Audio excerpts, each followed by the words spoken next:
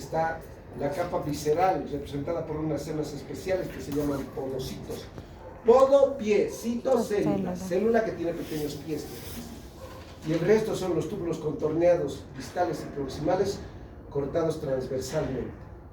Hablando de nefronas, miren, también quiero comentarles que hay dos tipos de nefronas. Unas que se llaman corticales y otras que se llaman yuxtamedulares. Estas el prefijo yuxta lo vamos a usar con frecuencia. Yuxta quiere decir cerca de. El yuxtamedular, cerca de la médula. Esta es la yuxtamedular, esta es la nefrona yuxtamedular. Su asa de Henle es larga, entra toda la médula. Esta nefrona yuxtamedular es mucho más funcional que la nefrona cortical. Pero aún así, fíjense, solo representa el 15%. El 15% de las nefronas. En cambio, la cortical, chicos, representa el 85% de todas las nefronas. Estas corticales incluso se dividen en superficiales, las que están debajo de la cápsula del riñón, y las nefronas mediales, aquellas que están un poquito más profundas. Fíjense, su asa de Henle es muy cortita. Es más, en algunas nefronas no existe, mide 1 a 2 milímetros. En cambio, fíjense acá, puede medir hasta 10 milímetros el asa de Henle de las nefronas que son yuxtamedulares. Vamos a hablar del corpúsculo renal, muchachos. Acá está el corpúsculo renal. El corpúsculo renal, les decía, está formado por una cápsula externa. Esta cápsula denominada de Bowman es como si estuviera perforada, miren, perforada por esto que se llama arteria aferente, la que va a entrar. Esta arteria aferente en el interior de esta cápsula se divide en varios vasos sanguíneos pequeñitos que van a formar los capilares fenestrados, ¿sí? Llenos de agujeros. Finalmente, estos capilares van a terminar formando lo que se llama arteria eferente. Habitualmente los capilares, ¿dónde terminan? Es súper interesante esto. Terminan en una vénula. Siempre el capilar termina en una vénula para que vaya de nuevo al corazón. Pero acá estos capilares terminan en otra arteriola. Esta arteriola va a resistir mejor a la circulación sanguínea para que el filtrado se mejore. Enseguida vamos a hablar del filtrado. Quería comentarles que el corpúsculo renal está formado por dos capitas. Una capita externa, la misma está formada por epitelio plano cínico. Miren, este es el epitelio plano cínico. Y una capa interna o visceral que cubre y protege a los capilares glomerulares. Estas células de acá de la parte interna, muchachos, se denominan células podocíticas, podocitos se llaman. Estos podocitos, gracias. Gracias, Erika.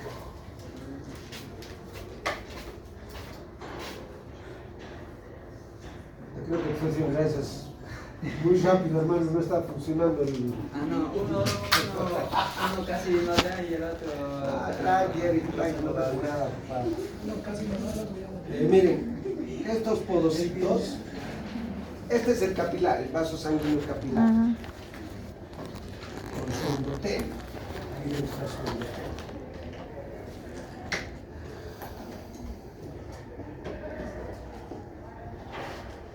Los podocitos presentan dos tipos de prolongaciones. Unas prolongaciones que son paralelas al vaso sanguíneo. Prolongaciones primarias se denominan. De estas prolongaciones primarias salen otras pequeñitas, miren. Se llaman prolongaciones secundarias. Sí. Y estas prolongaciones secundarias se unen al glomérulo.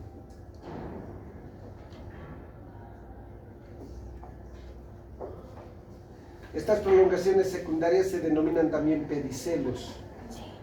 Y fíjense, entre los espacios de dos prolongaciones secundarias existe lo que se llama ranura de filtración.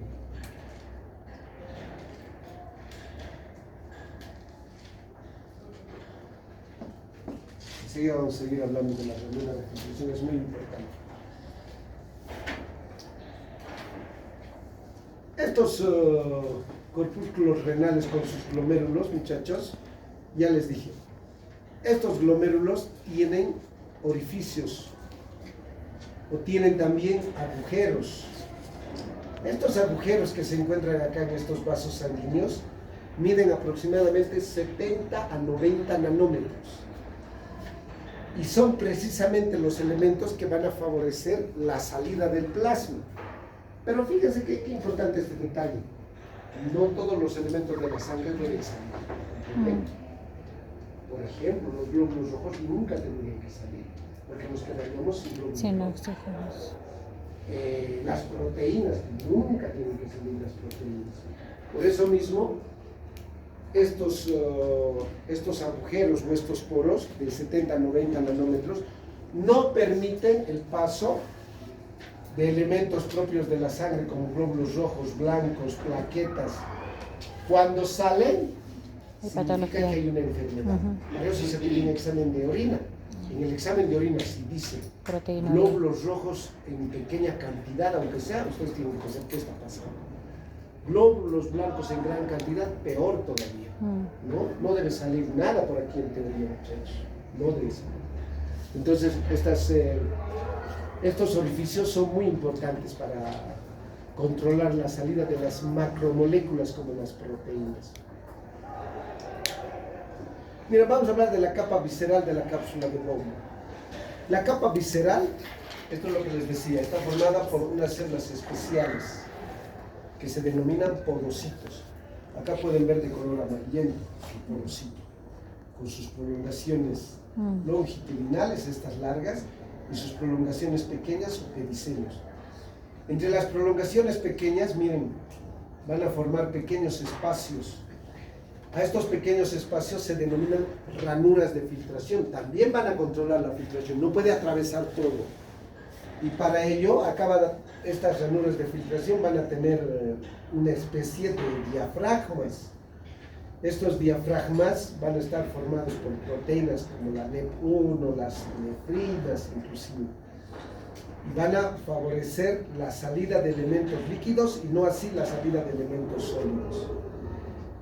Los podocitos, muchachos, en esta región terminal, inclusive tienen unas proteínas, que son la podocalixina, la podondina y la podoplanina. 3 elementos que tienen carga negativa. Ahora piensa, si hay carga negativa, ¿qué elementos podrían atravesar con facilidad esta zona? Sodio, potasio. Sodio y potasio. Más carga positiva.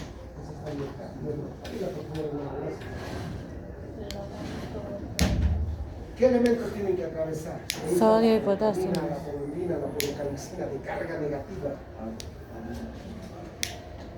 Sodio, potasio.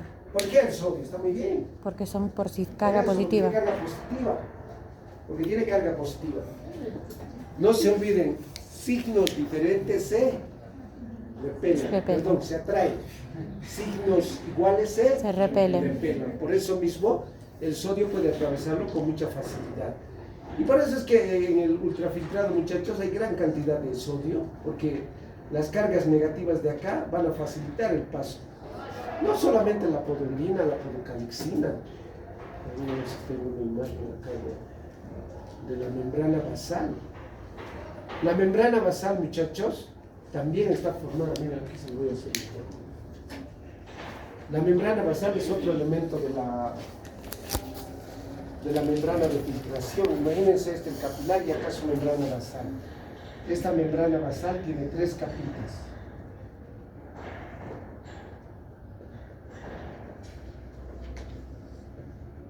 Tiene 3 capas. Una capa, la que está en el medio, se llama capa densa. Y estas dos se llaman rara interna. Y esta es la rara externa. Así está formada la membrana basal del glomérulo o de los capilares fenestrados. La zona densa, la lámina densa, muchachos, está formada por colágeno. ¿Qué tipo de colágeno hay en las membranas basales? Eso les he preguntado en histología, me han puesto todo menos colágeno de tipo 4. Sí, colágeno. Acá hay colágeno de tipo 4. Las raras internas y externas tienen gran cantidad de heparansulfato. ¿Se acuerdan del heparansulfato? Sí. El heparansulfato, muchachos, tiene cationes, tiene aniones. Es más, los carboxilos van a atraer igual al sodio, ¿se acuerdan? Sí. Y van a atraer agua inclusive. Entonces estos factores también son importantes para que puedan atravesar aquellos elementos de carga positiva y negativa. Las raras, entonces, interna y externa van a tener heparansulfato, van a tener agrina, perlacano, laminina inclusive, entactina, todos los elementos propios de una membrana basal. Pero de repente acá el heparansulfato, chicos, se convierte en el elemento que también va a regular el paso de todos aquellos iones de carga positiva o negativa. Obviamente no va a dejar pasar los elementos de carga negativa.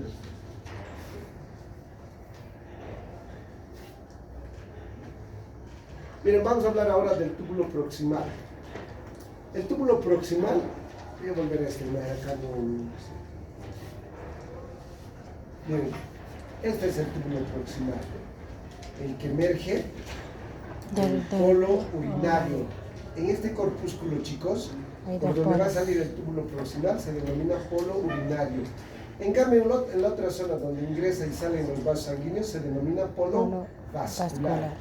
El polo urinario, con la salida del túbulo proximal, va a iniciar el proceso de formación de la orina. Este túbulo proximal se caracteriza por tener una zona contorneada, como pueden apreciar aquí en la imagen, y una zona recta. El túbulo proximal, muchachos, se divide para ser estudiado en 3 segmentos. Un segmento 1, el más proximal al corpúsculo renal, segmento 1, que básicamente está formado por la zona contorneada. Un segmento 2, que incluye la zona contorneada y parte de la porción recta. Y un segmento 3 que incluye totalmente la porción recta. ¿Qué epitelio hay en el túbulo contorneado? ¿Quién se acuerda? Cúbico simple, ¿no? Cúbico simple. El epitelio es cúbico simple. Ahora vamos a comentar las diferencias entre el segmento 1, el segmento 2 y el segmento 3. El segmento 1 es la zona del túbulo proximal que mejor funciona. Estas células cuboideas tienen en su borde libre gran cantidad de microvellosidades. ¿Algunos se acuerdan cuánto mide la microvellosidad en el intestino delgado? Miren, en una zona de gran reabsorción. Yo les recuerdo, 1 micrómetro. Acá las microvellosidades miden 1.6 micrómetros para que vean la diferencia. Por eso se dice que las células del túbulo proximal tienen un borde sumamente estriado. ¿Qué significa esto? No es más que la presencia de microvellosidades. Entonces acá las microvellosidades son abundantes y largas en este primer segmento. Otro elemento que abunda en esta región, en estas células, son las mitocondrias, muchachos. Hay gran cantidad de mitocondrias. Luego están los canalículos apicales. Estos canalículos apicales que se encuentran en la zona superficial de las células favorecen la reabsorción inclusive de elementos sólidos y macromoléculas. Ahora el segmento de tipo 2, el segmento 2, tiene también células cúbicas pero un tanto más bajas. Las microvellosidades lo propio, están reducidas en su tamaño. Tiene poca cantidad de mitocondrias y los canalículos apicales también han reducido. En el segmento 3, muchachos, básicamente las microvellosidades son bajas, las mitocondrias escasas y mejor aún, los canalículos apicales ya no existen en la zona 3.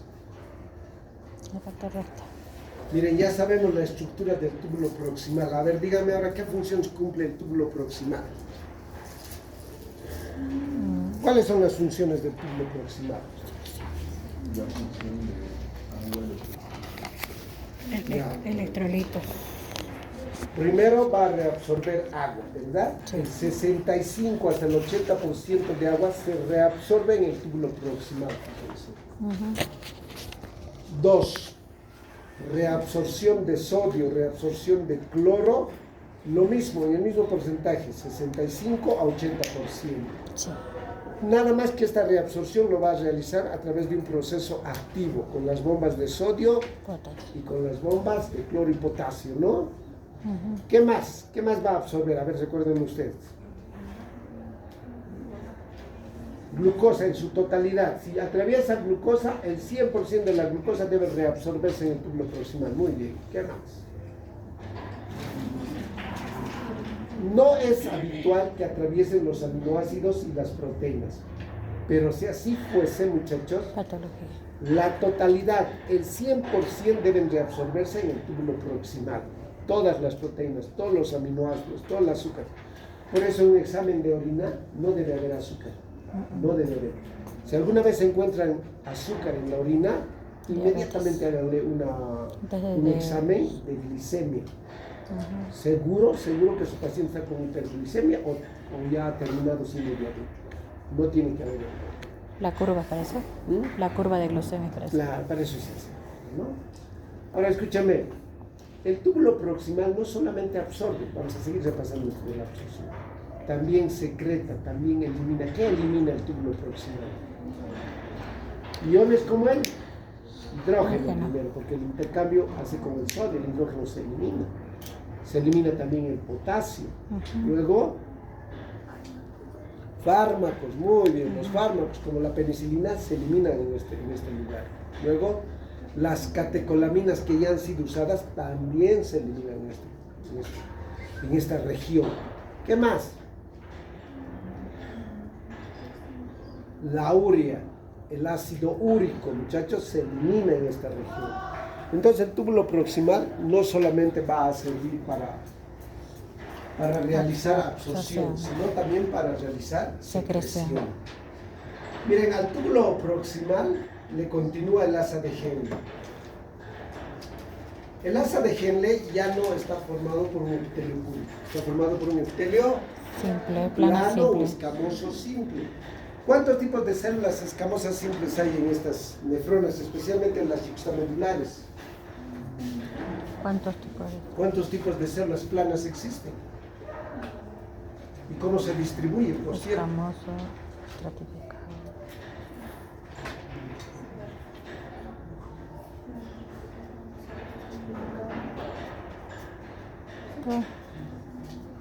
Eso, sí. ¿Cuáles? ¿Cuáles son? Plano, escamoso, Ahí tiene un estratificado, cuadrito, pseudoestratificado. tiene su cuadrito. ¿Cuánto tu cuadrito? Es eso que has dicho.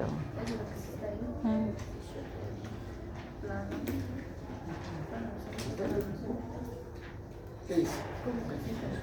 Cúbico simple Tipo 1, también. de tipo 2, de tipo 3 y de tipo 4, ¿no? Ujú. La de tipo 1, muchachos, las células epiteliales planas del asa de Henle, la de tipo 1, se encuentra solamente en las nefronas corticales, solo en las nefronas corticales.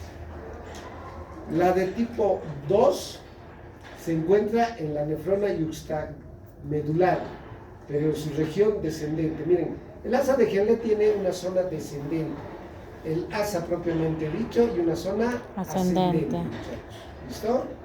Entonces en esta zona descendente están las células epiteliales planas de tipo 2.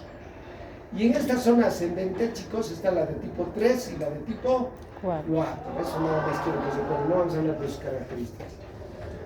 Ahora ya sabemos la estructura. A ver, díganme la función del asa de Henle.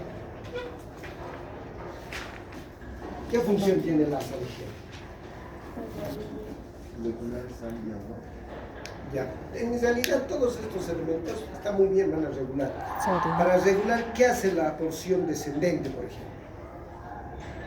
La porción descendente, chicos, La es permeabilidad. sumamente permeable al agua.